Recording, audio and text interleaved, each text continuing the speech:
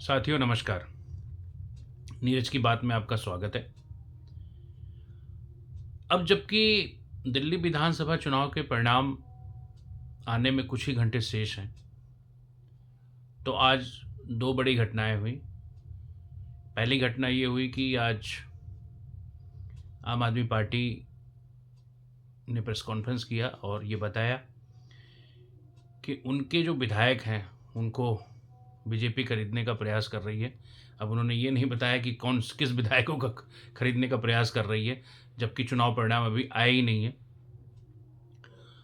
तो उन्होंने बताया कि उनके 15 लोगों के पास बीजेपी के लोगों का फ़ोन आ रहा है कि आप, और 15 करोड़ रुपए का ऑफ़र दिया जा रहा है कि आप हमारा साथ दीजिए, आपको मंत्री बनाया जाएगा और आपको अच्छे पद दिए जाएंगे। इस बात पे क्या हुआ, बीजेपी भड़की और उसने शिकायत की एलजी से। एलजी ने इस बात का संज्ञान लिया और वो दिल्ली की एंटी करप्शन ब्यूरो को जांच के आदेश दे दिए। जांच के आदेश देने में फिर वो आम आदमी पार्टी के नेता संजय सिंह, केजरीवाल, मनीष सिसोदिया और आतिशी सिंह को जांच का नोटिस भेज दिया गया। अब ये सुनने में आ रहा है कि उनसे पूछताछ होगी। जब ये पता चला कि पूछताछ होगी तो संजय सिंह अचानक एसीबी के ऑफिस पहुंचे, यानी एंटी करप्शन ब्यूरो के ऑफिस पहुंचे और उन्होंने वहां शिकायत दे दी। ये सब बातें चली रही हैं, आगे आने वाले भविष्य में पता चलेगा कि क्या होगा, लेकिन मामला बड़ा दिलचस्प है। आम आदमी पार्टी ये कई बार कर चुकी है कि वो आरोप लगाती है कि दिल्ली में कि भाजपा उनके विधायकों को खरीदने की कोशिश कर रही है, लेकिन वो कोई सबूत नहीं देती। हर बार तो ऐसे ही कह के और आम आदमी पार्टी भग जाती है, क्योंकि उसके चरित्र में ही है कि आरोप लगाओ और भग जाओ, पर उसका कोई सबूत मत दो। पिछली बार भी जब ऐसा हुआ था, आम आदमी पार्टी के एक विधायक ने ऐसे ही आरोप लगाए थे, तो भाजपा ने एक नेता ने उनके ऊपर केस किया और उस केस में आज तक पता चला ये कि जब अंदर में जांच शुरू हो गई तो उसको मामले को रफा दफा करने की कोशिश की गई। फिर वो नेता हाई कोर्ट गया, हाई कोर्ट से नोटिस आई और बाद में ये पता चल रहा है कि उसमें आम आदमी पार्टी ने अपने ही लोगों से उस विधायक को फ़ोन करवाया था। तो मामला इतना आसान नहीं है, अभी बहुत सारे खेल खेलने बाकी हैं, बहुत सारे चालें चलनी बाकी हैं। लोग एक दूसरे पे आरोप और प्रत्यारोप लगा रहे हैं। आने वाले समय में पता चलेगा कि क्या होगा और एसीबी और आम आदमी पार्टी और भाजपा इसमें कहाँ तक कैसे पहुँचेंगे और जनता को इसमें क्या मिलेगा। अब आज की जो दूसरी घटना हुई उसमें वो जुड़ी है कांग्रेस और राहुल गांधी से। तो राहुल गांधी का अचानक प्रकटीकरण होता है, वो प्रेस कॉन्फ्रेंस करते हैं। प्रेस कॉन्फ्रेंस उनकी दिल्ली के बारे में नहीं होती है, वो दिल्ली से इधर महाराष्ट्र पहुंचते हैं, यानी वो चुनाव आयोग पर आरोप लगाते हैं। चुनाव आयोग को ये कहते हैं, लोगों को बताते हैं कि चुनाव आयोग उनकी बातों का जवाब नहीं दे रहा है, कांग्रेस पार्टी को जवाब नहीं दे रहा है।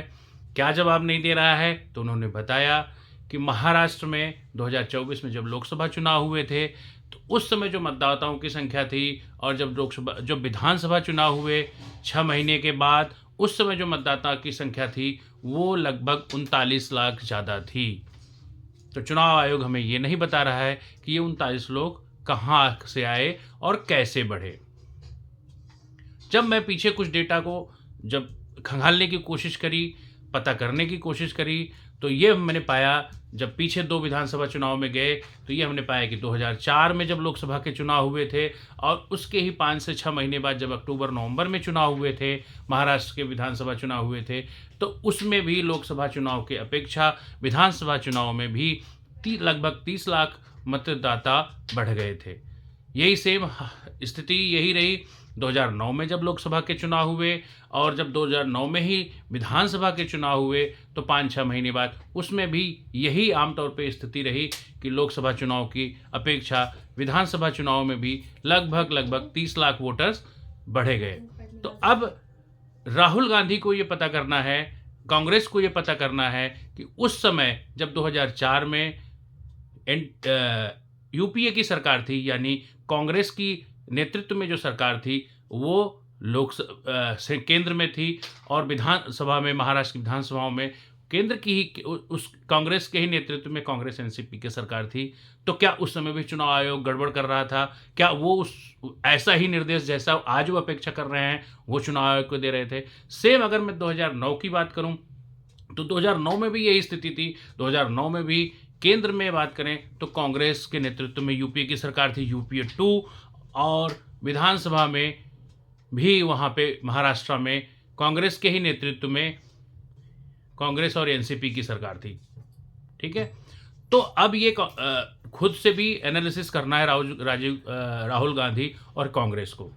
तो आने वाला समय ही बताएगा कि क्या उस समय चुनाव आयोग गलत था, सही था और आज गलत है, या आज गलत है आज सही है, उस समय गलत था, या समय समय पे ये होता रहता है। लेकिन मैं आपको बताऊं कि इस समस्या का समाधान तभी निकल सकता है जब पूरे हर चुनाव के लिए, चाहे वो लोकसभा हो, चाहे विधानसभा हो, और चाहे पंचायत इलेक्शंस हो, चाहे नगर पंचायत इलेक्शन हो, जब सबकी मतदाता सूची एक साथ एक ही लिस्ट हो। आपको पता होना चाहिए, हम अपने दर्शकों को मैं बताना चाहता हूं कि भारत की चुनाव व्यवस्था में ऐसी स्थिति है कि यहाँ पे लोकसभा के चुनाव में अलग सूची होती है, राज्य के निर्वाचन में, नगर पंचायतों में, ग्राम पंचायतों में, अन्य इलेक्शंस में अलग मतदाता सूची होती है। देश एक, जगह एक, तो सूचियाँ, ये लिस्ट, मतदाता की जो लिस्ट है, ये अलग अलग क्यों होती है? इसके बारे में सरकारों को सोचना चाहिए।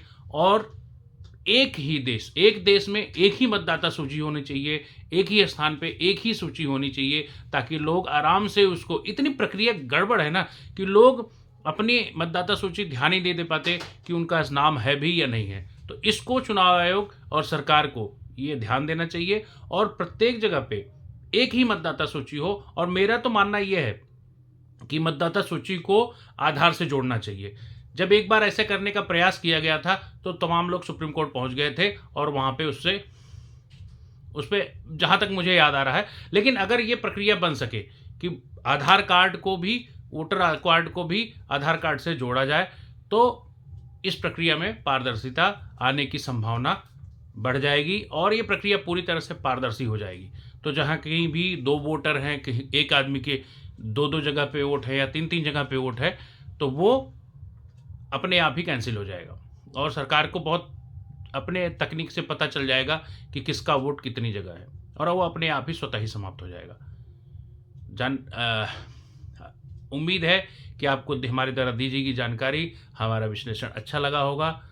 हम ऐसे ही हम आपके सामने विश्लेषण लाते रहेंगे और देखते रहिए हमारा चैनल नीरज की बात, और हमारा समर्थन करते रहिए। हमारे चैनल को सब्सक्राइब कर दिए। जय हिंद, जय भारत।